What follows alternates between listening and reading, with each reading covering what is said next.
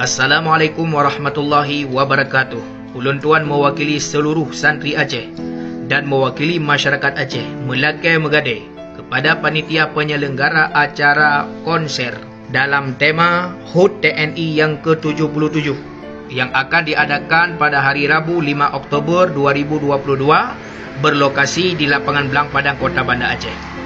Kamu para santri abdi agama melakai kepada Bapa TNI abdi negara, tolong Bapa pertimbangkan, nekalan dengan hati murni, nekalan dengan hati yang suci, buka dua mata drone. Aceh dalam keadaan musibah, Aceh dalam keadaan berduka cita. Kamu banleh mantang kehilangan orang syik kamu, ban mantang gecok pulang ulama kamu, orang yang arah kebenaran, orang yang puturi kesalahan.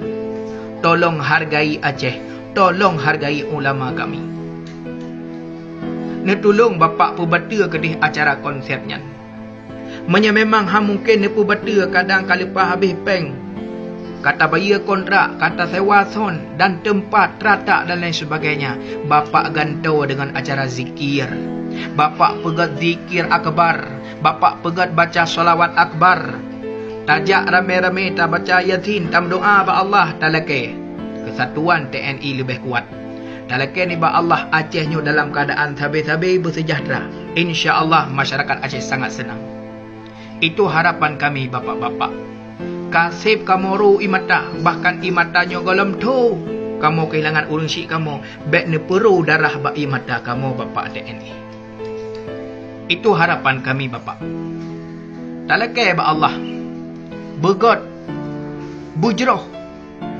Nyo pesan ulun tuan kepada bapak-bapak, mohon dipertimbangkan dengan hati yang jernih.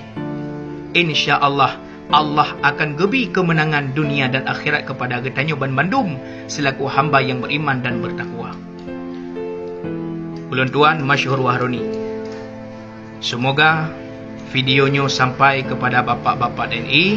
Mohon kiranya bapak mempertimbangkan acara ini dan dibatalkan.